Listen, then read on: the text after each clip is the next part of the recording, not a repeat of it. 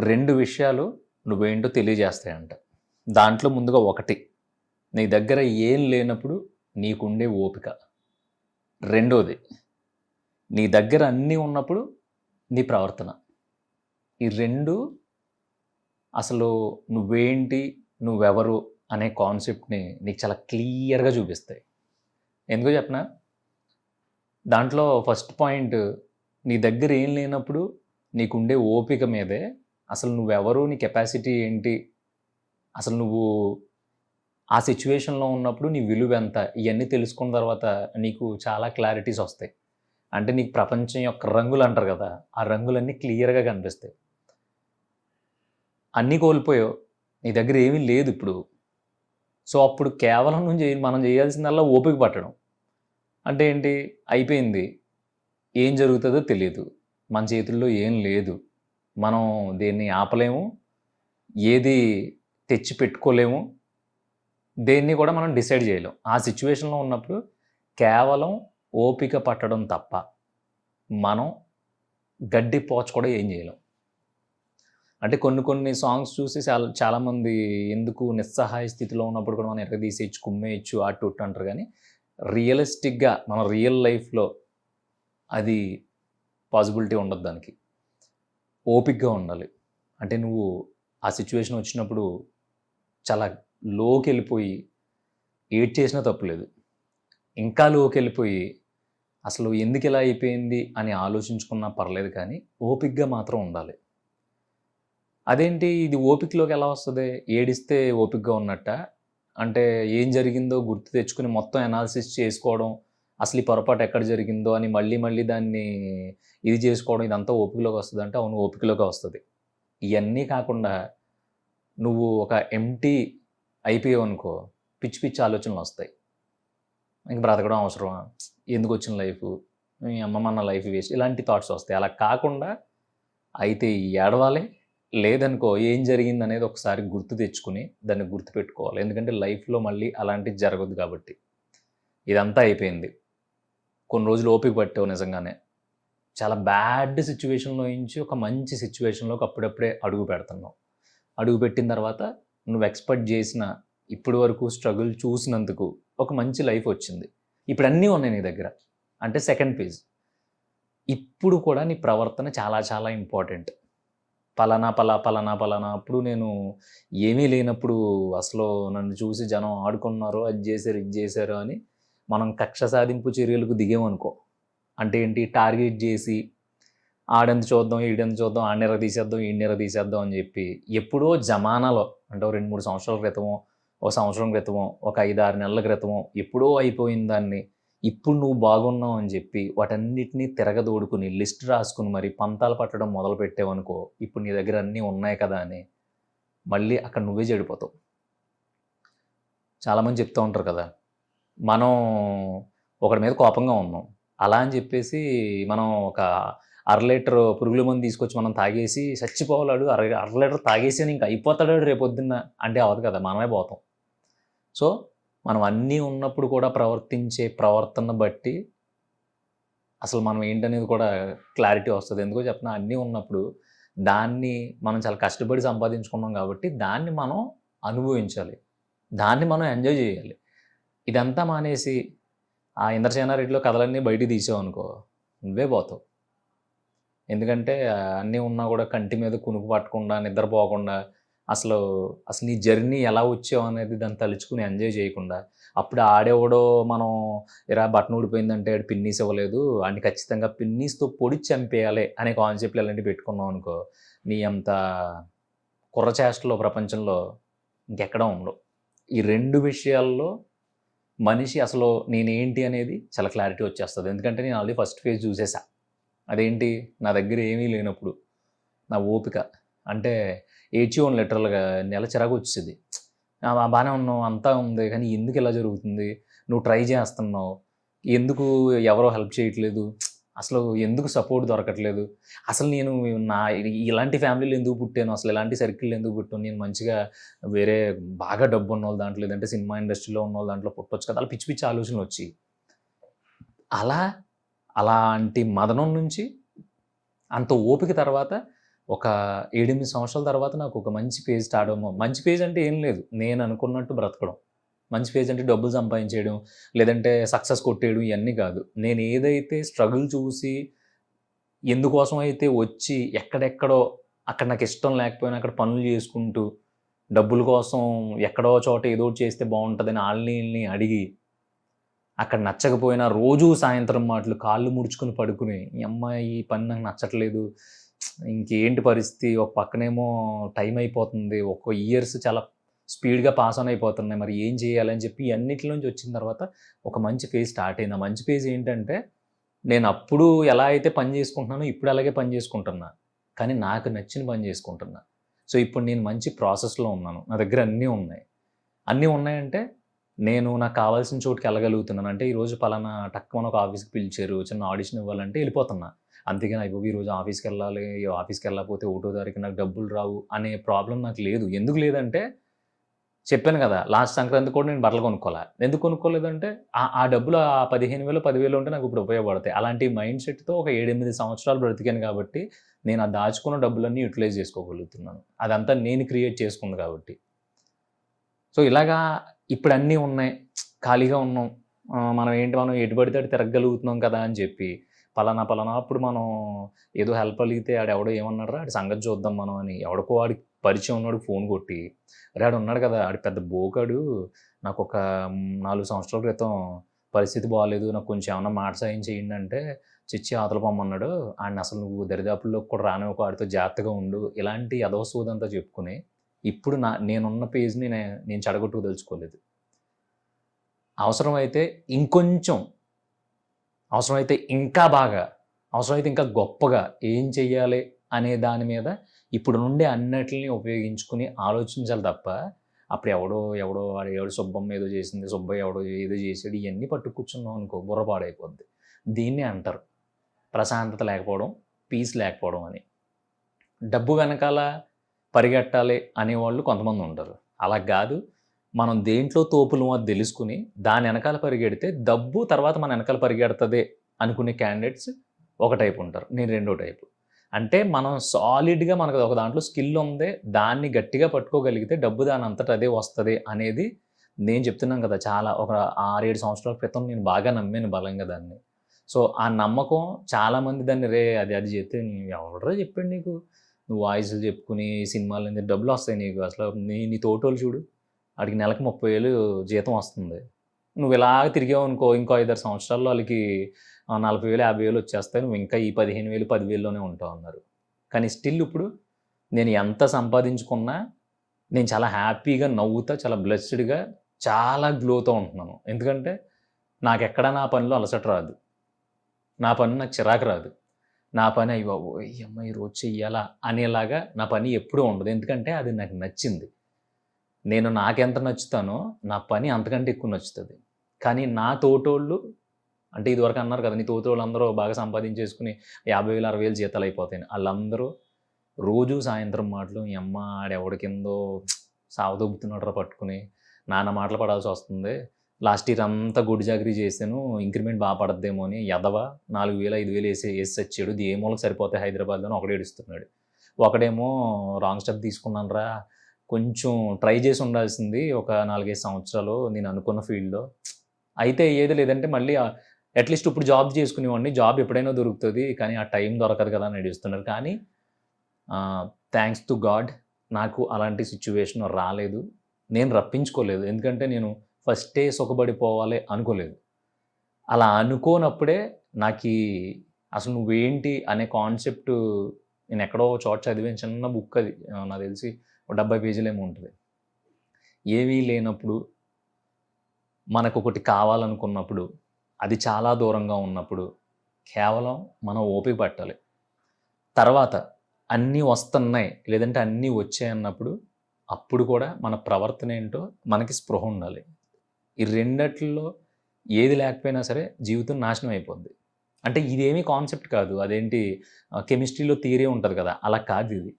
ఖచ్చితంగా మనకి ఏం లేనప్పుడు ఓపికగానే ఉండాలి. మనం పీకిది ఏమి ఉండదు కదా! ఎందుకంటే ఏం లేదు టక్కుమని మనం గింజేసుకున్నంత మాత్రాన అన్నీ వచ్చేవి కదా! మనం ఎవడి మీదో గొడవ పడిపోయినంత మాత్రాన పోగొట్టుకున్నయన్నీ వెనక్కి రావు కదా! మనం ఎవడి గురించో పిచ్చి పిచ్చిగా మాట్లాడేసినంత మాత్రాన మనకు అవకాశాలు రావు కదా. సైలెంట్‌గా, కామ్‌గా అప్పుడున్న టైంని పాతబడిపోనివ్వాలి. ఆ టైం పాతదైపోవాలి. అంటే పాస్ అయిపోవాలి. కొత్త టైంని మనకు వెల్కమ్ చెప్పాలి. రాబోయే రోజు గొప్పగా ఉండాలని కోరుకోవడం తప్ప, ఇక్కడ మనిషి అనేవాడు దేన్ని డిసైడ్ చేయలేడు. ఒక ఎగ్జాంపుల్ చెప్పనా? ఇప్పుడు మనం మాట్లాడుకుంటున్నాం. గత సంవత్సరం నుంచి మాట్లాడుకుంటున్నాం. సో, ఈ సంవత్సరంలో మనం ఎంత కనెక్ట్ అయిపోతే ప్రతి వీడియోలో, ప్రతి కామెంట్ నేను చదువుతూ ఉంటాను. కొంతమంది "అన్న రిప్లై ఇవ్వి, లేదంటే అన్న ఫోన్ నంబర్ పెట్టు, పృథ్వీ నిన్ను కలవాలి, పృథ్వీ నాకు సో అండ్ సో ప్రాబ్లమ్ ఉంది, పృథ్వీ అది, పృథ్వీ ఇది, ఇది ఇంకోటని" ప్రతీదీ పెడతా ఉంటారు. నేను ప్రతీదీ చదువుతాను. కానీ ఈ పాయింట్‌లో నా సైడ్ నుంచి నేను రిప్లై ఇవ్వకపోవడానికి కారణం ఏంటంటే, నేనేదో పెద్ద తోపుని కాదు, పెద్ద తురుముని కాదు. మీలాగే మీ ఫ్యామిలీస్‌లో నుంచే వచ్చిన ఒక ఒక చిన్న సైజు ప్రాణిని నేను. అంతమందికి ఒకేసారి రిప్లై ఇచ్చి ప్రతి ఒక్కళ్ళతో కాన్వర్జేషన్స్ పెట్టడం మొదలుపెడితే, ఒక పాయింట్ వచ్చేసరికి అక్కడ ఆన్సర్ దొరుకుతదా లేదా అనేది పక్కన పెట్టేస్తే, నేనిప్పుడు మీతో మాట్లాడే ఈ మాటలు ఏవైతే ఉంటాయో, వాటికి తగ్గ ఆలోచనలు నా దగ్గర తగ్గిపోతాయి. ఎందుకంటే నేను చదివిన ప్రతి కామెంటు, ప్రతి మెయిల్ నుంచి నేను ఒక సబ్జెక్ట్ తీసుకొని మీతో మాట్లాడుతున్నాను. చెప్పాను కదా! ఒక 10 మెయిల్‌లు చదువుతా. ఆ 10 మెయిల్‌లు ప్రాబ్లమ్స్ ఎలా ఉన్నాయి? నేనేమన్నా ఫేస్ చేశానా? లేదంటే నా ఫ్రెండ్స్‌లో ఎవరన్నా అలాంటి ప్రాబ్లమ్స్ చూసారా? లేదంటే నేను ఎక్కడైనా చదివానా? ఏంటి ఇదంతా చూసి అసలు ఇది రియలిస్టిక్‌గా ఈ ప్రాబ్లమ్‌లో నేనుంటే ఎలా? అనే దాన్ని బేస్ చేసుకొని నేను మాట్లాడుతా ఉంటాను. సో, అందుకే ఎవరికీ రిప్లై ఇవ్వకపోవడానికి రీజన్ అదొక్కటి మాత్రమే. అంతే తప్ప మనకి పొగరు, బలుపులు, గిలుపులు ఏమీ లేవు. ఎక్కడో పేడకలు తీసుకునే దగ్గర నుంచి మొదలుపెట్టి, ఎక్కడో జర్నలిజం చేసి, ఎక్కడో రైటర్‌గా చేసి, ఎక్కడో న్యూస్ రీడర్‌గా చేసి, ఎక్కడో ఏయేయో చేసి బతకడం కోసం ఇప్పుడొచ్చి మీ ముందు కూర్చున్నా. నాకెందుకుంటాయి ఈగోస్ అవి? ఇప్పుడు అన్నీ ఉన్నాయి కాబట్టి, నా ప్రవర్తన నాకేంటో తెలుసు కాబట్టి, నన్ను మీరందరూ ఇంతలా ఓన్ చేసుకున్నారు. కదా! అదే ఒక కోటీశ్వరుడున్నాడు. రూ. 1,00,00,000 అలా పాడేసి, ఒక ఛానెల్ పెట్టేసి, అసలాడికేం తెలీదు. "రేయ్! నీకు రూ. 1,00,00,000 ఇస్తా. నువ్వు మాట్లాడుతూనే ఉండు. కట్ చేస్తే నీకు చాలామంది మనల్ని ప్రేమించేవాళ్ళు మన ఛానెల్‌లో ఉండాలి. చాలామంది మనం అంటే ఇష్టపడేవాళ్ళు ఉండాలి. నువ్వేం చేస్తావో తెలీదన్నాడు." ఆ మాట్లాడేవాడికి చాలా పొగరెక్కువ. ఆడు కేవలం ఆ రూ. 1,00,00,000 కోసం మాత్రమే పనిచేస్తున్నాడనుకో, ఆడి దగ్గరికి మీరు ఎస్పెషల్‌గా నన్ను చూస్తున్న మీలో ఒక్కళ్ళు కూడా మినిమమ్ దేకను కూడా దేకరు. ఎందుకో తెలుసా? అదంతే. ఇప్పుడన్నీ ఉన్నాయి కదా! అని జెప్పేసి ఆడిష్టం వచ్చినట్టు ప్రవర్తించాడనుకో, నీలాంటోడికి అలాంటోడు జుజుబి. అందుకని నువ్వు వాడిని దేకవు. అదే ఆడి ప్రవర్తన సరిజేసుకొని ఆ రూ. 1,00,00,000ని ఆడు దేంట్లో బలంగా ఉన్నాడు, ఆడు ఏం చెయ్యాలి అనే దాని మీద పెట్టుకున్నాడనుకో ఆడు బాగుపడతాడు. అలా కాకుండా జనాన్ని కొనేయొచ్చు, లేదంటే ఆళ్ళ తరపు నుంచి వచ్చే సపోర్ట్‌ని కొనేయొచ్చు, ఏదన్నా చేసేయొచ్చు అనే భ్రమలో ఆడున్నాడనుకో అది తప్పు. డబ్బుతో ఏదైనా కొనేయొచ్చు. Dam sure. కానీ ఇలాంటి కొన్నుంటాయి. చాలా తక్కువుంటాయి. అయ్యి చాలా విలువైనవి. ఆటిలిని ఎవడు కొనలేడు. సో, ఇప్పుడు ఆడికి ఉంది కదా అని జెప్పేసి అన్నీ ఉన్నప్పుడు ఆడి ప్రవర్తన మీద ఆడి గ్రిప్పు వదిలేసాడనుకో అలాగే ఉంటది. అందుకని అంటే ఈ టాపిక్ చెప్పడానికి మెయిన్ రీజన్ ఏంటంటే అసలు ఒక ఒక ఒక పాయింట్‌కెళ్ళిన తర్వాత మనం ఇలాంటి ఆటిలిని కొంచెం పట్టించుకోకపోతే గనక మోటివేషన్ కోల్పోతాం ఫస్ట్. అంటే ప్రతిరోజు వచ్చి నాలాంటోడు, ఇంకొకలాంటోడు, ఇంకొకడు ఎవడో మాట్లాడడు.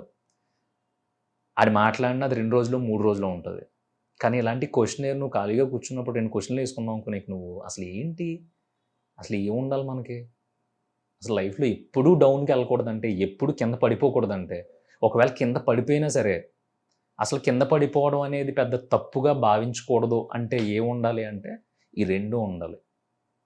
ఏమీ లేనప్పుడు నీలో ఉండే ఓపిక, అన్నీ ఉన్నప్పుడు నీ ప్రవర్తన.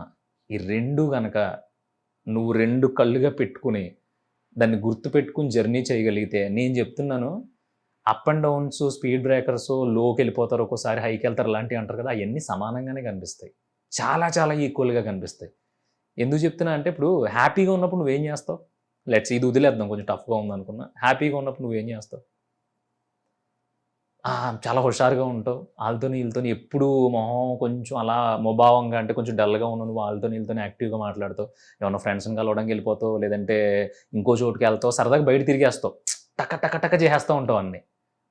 కానీ డల్‌గా ఉన్నప్పుడు ఏం జేస్తావు? సిట్యుయేషన్, పరిస్థితి అనేది ఎప్పుడూ ఒకలాగా ఉంటది. అంటే ఏంటి అది గుడ్ అయినా, బ్యాడ్ అయినా అదే 1 గంట మధ్యాహ్నంకే భోంచేస్తాము. సాయంత్రం భోంచేస్తాము. నైట్ అయ్యేసరికి పడుకుంటాం. ఇదే థియరీ ఒక రోజులో.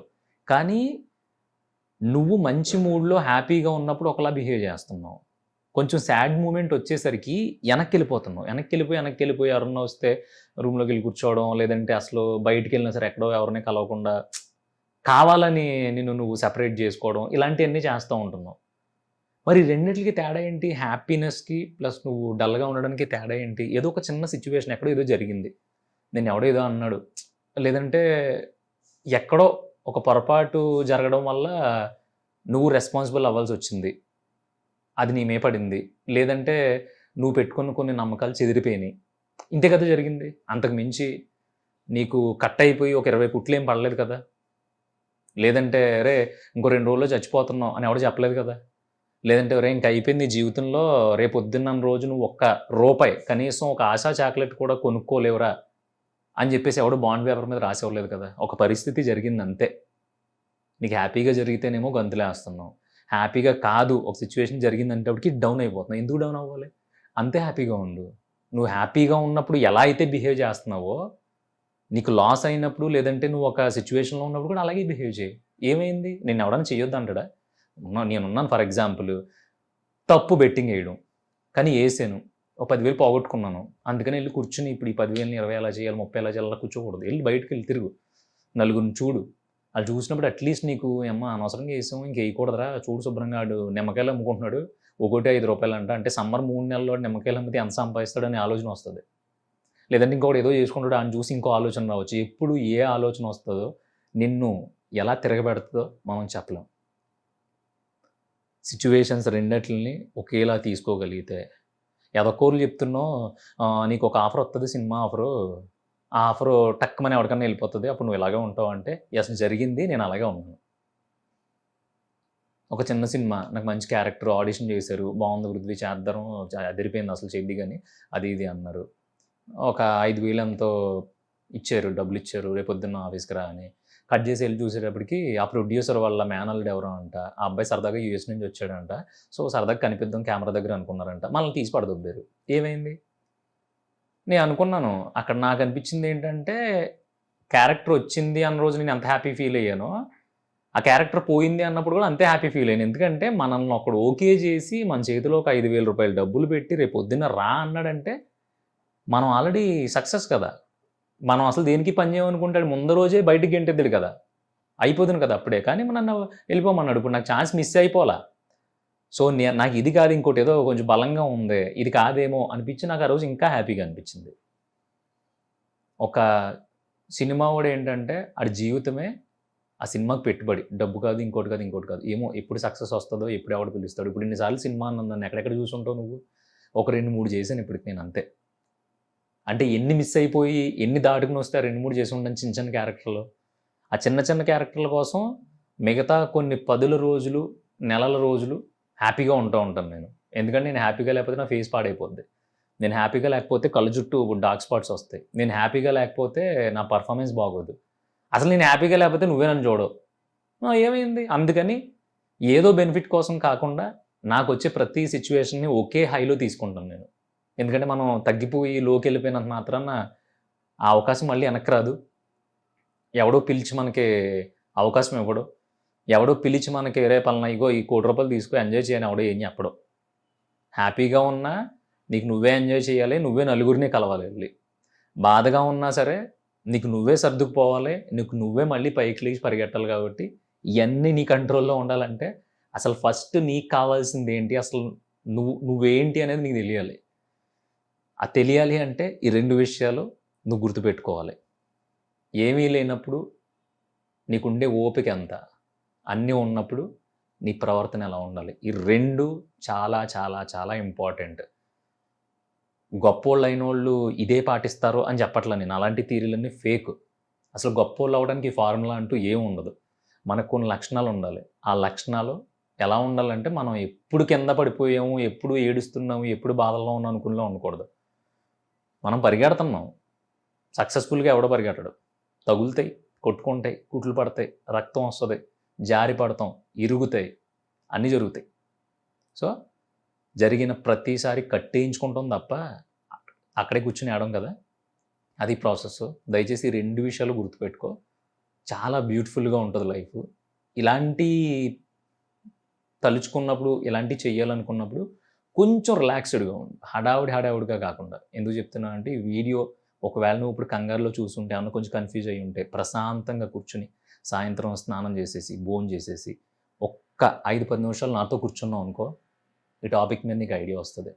చివర్లో అడుగుతున్నా, నీకు నిజంగా ఇది అనిపిచ్చుంటే, నీకు నిజంగా ఇది ఉపయోగపడతదనుకుంటే, లైక్ చేసి, ఇప్పటివరకు ఛానల్‌ని సబ్స్క్రైబ్ చేయకపోతే చెయ్యి.